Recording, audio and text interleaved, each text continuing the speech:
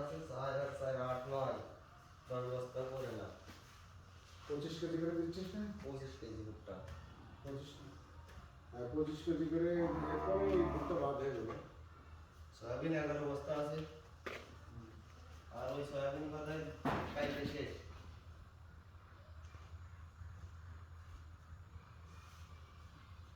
এই সাইডে গম আছে 25 কেজি গম আছে ভরপুর আছে 18 25 কেজি কি আছে খৈল লাগবে খোলটা আসলে আনবে